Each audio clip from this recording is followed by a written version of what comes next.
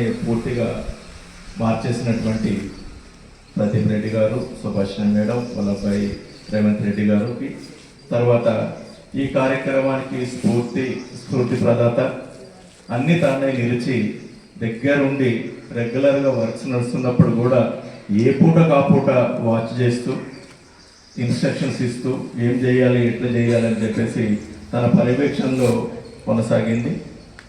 మాతోటి మిత్రుడు, ప్రధానోపాధ్యాయులు అందరికీ నోట్లో ఉండేటటువంటి వ్యక్తి శ్రీనివాస్ రెడ్డి గారికి, అందరికీ కూడా మా పాఠశాల ఈ కార్యక్రమ అభివృద్ధిలో నిరంతరంగా పాఠశాలకు వెన్నంటి ఉండి అభివృద్ధి పథంలో పాల్గొంటున్నటువంటి మా పాఠశాల బృందానికి, మై డియర్ స్టూడెంట్స్.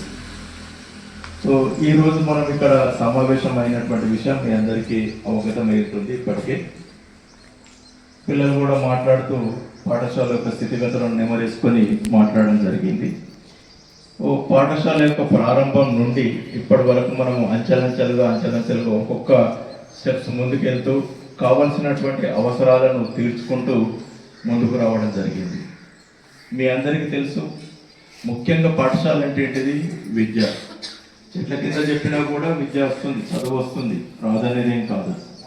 కానీ సరైనటువంటి వాతావరణంలో నేర్చుకునేటటువంటి విద్య, ఒక ఆహ్లాదకరమైనటువంటి వాతావరణంలో ఉండేటటువంటి విద్య వేరు ఉంటుంది.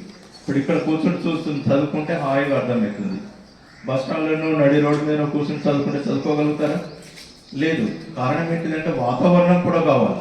సరైనటువంటి వాతావరణం లోపల మనం విద్యను పొందినట్లయితే మనము పూర్తి స్థాయి లోపల నాణ్యమైనటువంటి విద్యను అందిపుచ్చుకోవడానికి అవకాశం ఉంటుంది. దానికి వాతావరణం అంటే విద్యార్థులకు కావాల్సినటువంటి బిల్డింగ్ ఉండడం కానివ్వండి, ఫర్నిచర్ కానివ్వండి, కంప్యూటర్ ల్యాబ్స్ కానివ్వండి, సైన్స్ ల్యాబ్ కానివ్వండి, మంచి కలర్ఫుల్ బిల్డింగ్ ఉంటే ప్రశాంతంగా కూర్చుంటాం. మైండ్ ప్రశాంతంగా ఉన్నట్లయితే చదివేటప్పుడు కానివ్వండి, పరీక్షలు రాసేటప్పుడు కానివ్వండి, మనం అనుకున్న లక్ష్యం ఏదైతే ఉందో అది నెరవేరేటటువంటి అవకాశం ఉంటుంది. కాబట్టి సో ఇవన్నీ అంచెలంచెలుగా ఎదుగుతున్నటువంటి క్రమం లోపల మనం గమనిస్తాము, ఎవరి పాఠశాలను వాళ్ళు అభివృద్ధి చేసుకోవడం అనేటటువంటిదే చాలా క్లిష్టమైనటువంటి పరిస్థితి. ప్రభుత్వ పాఠశాలల అభివృద్ధి అనేటటువంటిది చాలా క్లిష్టమైనటువంటిది. ఎందుకనంటే ప్రభుత్వము చేస్తుంది తన స్థాయికి తగ్గట్టు. ప్రభుత్వం ఒకటే పూర్తిగా విద్యారంగం పైనే నిధులను పెట్టలేదు. ప్రభుత్వం అన్ని రంగాలను చూడాలి, అందులో విద్యారంగాన్ని కూడా చూడాలి. కాబట్టి కొన్ని పాఠశాలను అభివృద్ధి చేసుకుంటూ వస్తుంది. మరి మన పాఠశాల వంత వచ్చేసరికి ఎన్నేళ్ళు పట్టొచ్చు అనేటటువంటిది మనం అంచనా వేయలేము. అప్పటిదాకా చేతులు ముడుచుకొని కూర్చుంటే పాఠశాల అభివృద్ధి జరగాలి. కాబట్టి సాధ్యమైనటువంటి స్థాయి లోపల మనమందరం ఇటు ఉపాధ్యాయ వర్గం క్వాలిటీ తక్కువ ఉంటేనేమో ₹1,00,000, ₹1,20,000 కంప్లీట్ చేసుకోవచ్చు అని అంటే, సార్ నో నథింగ్ డూయింగ్, ఇంకెంత డబ్బులైనా పర్వాలేదు కానీ క్వాలిటీ దగ్గర కాంప్రమైజ్ అయ్యేది లేదు.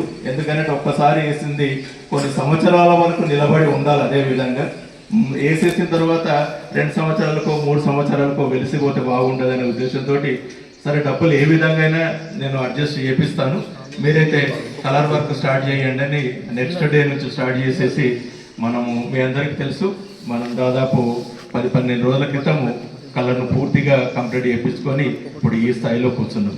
ఏ విధంగా అనిపిస్తుంది? ఇప్పుడు మన పాఠశాలలో కూర్చుంటే ఆనందంగా అనిపిస్తుంది కదా, ప్రశాంతంగా అనిపిస్తుంది. అంతకుముందు ఏ విధంగా ఉండే? ఒక దిక్కు మరకలు, ఒక దిక్కు సారలు, ఒక దిక్కు పాకులు, ఇంకో దిక్కు ఇంకో రకంగా రకరకాలుగా ఉండే. కొంత చికాకు అనిపిస్తుంది. సరే బోర్డు బాగుంది,